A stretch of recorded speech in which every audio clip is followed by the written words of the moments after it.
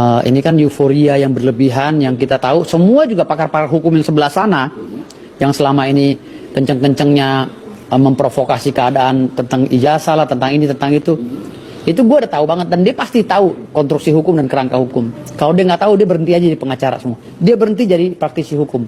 Dia berhenti jadi kaum akademisi. Kenapa? Karena akan menonjolkan kebodohan-kebodohan yang nyata gitu. Kenapa? Karena kan gue udah bilang berkali-kali, sampai lu mati, hidup lagi, mati lagi, hidup lagi, mati lagi, hidup lagi, nggak bakal bisa tuh diungkit ijazah palsunya Jokowi, karena dia asli ijazahnya. Kan itu nih isu hoax yang dilontarkan oleh orangnya itu aja. Kita lihat gerakan ini, protes ini orang itu juga provokatornya, gerakan ini rombongan itu juga. Jadi provokator ini harusnya sebenarnya disikapi oleh Pak Prabowo dengan tegas, jangan takut itu, karena jangan biarkan provokator ini jadi api dalam sekam gitu. Dan saya tahu persis ini provokatornya itu juga muka-mukanya gitu loh. Kayak provokator pesanan kok kebal banget sih. Provokator ini kok kebal banget gitu loh. Dari zaman Jokowi yang memimpin dengan penuh tangan dingin ya, keikhlasan, baik hati, dibully nggak ngelawan dan lain-lain. Tetapi kan hari ini yang memimpin Pak Prabowo. Dan Pak Prabowo harus tahu bahwa gerakan-gerakan semi separatis seperti ini kan akan menghancurkan stabilitas nasional nantinya kalau dibiarkan. Harusnya tegas dong kayak Pak Harto. Saya tidak, katakan tidak, tangkap semua gitu. Biar lo keluarin regulasinya, tangkap ngapain?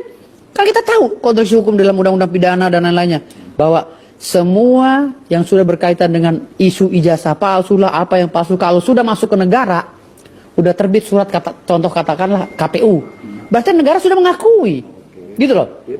Dan yang berhak memprotes itu sekarang ini harusnya KPU yang meloloskan Jokowi jadi wali kota, yang meloloskan Jokowi jadi gubernur, yang meloloskan Jokowi jadi presiden. Harusnya KPU yang protes. Kenapa nih orang-orang provokator ini yang ngotot ijazah palsu Jokowi? Lantas kalau Jokowi palsu bagaimana?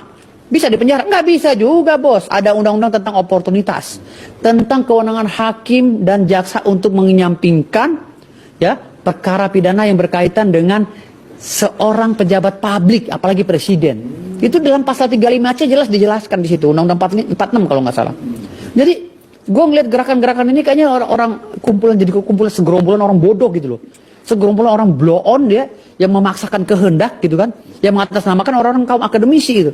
Jadi kan gue udah bilang berkali-kali, jangan dipaksakan. Jokowi pakai ijazah itu tuh udah dari dulu, dari tahun jebot, dari sebelum jadi wali kota, ya kan? Kalaupun itu benar palsu, yang malsuin siapa? Ya kan? Kalaupun memang yang itu benar palsu, ya, bagaimana cara malsuinnya? Kenapa UGM bisa mengakui ijazahnya Jokowi? Kenapa rektor loh? Bagi kami kaum akademisi, rektor itu sakral loh. Kalau statement dari rektor, apalagi minimal dari Warek ya, kalau bicara begitu, wah, dekan juga ikut berbicara. Waduh, Pak, itu sakral banget bagi kaum akademisi, Pak. Gitu loh. Tetapi kalau seandainya hari ini ada kaum akademisi atau praktisi hukum yang tidak mengerti terus memaksakan kehendak bahwa berbicara ijazah palsu Pak Jokowi, ijazah palsu, berarti ini bodoh bin tolil, ya.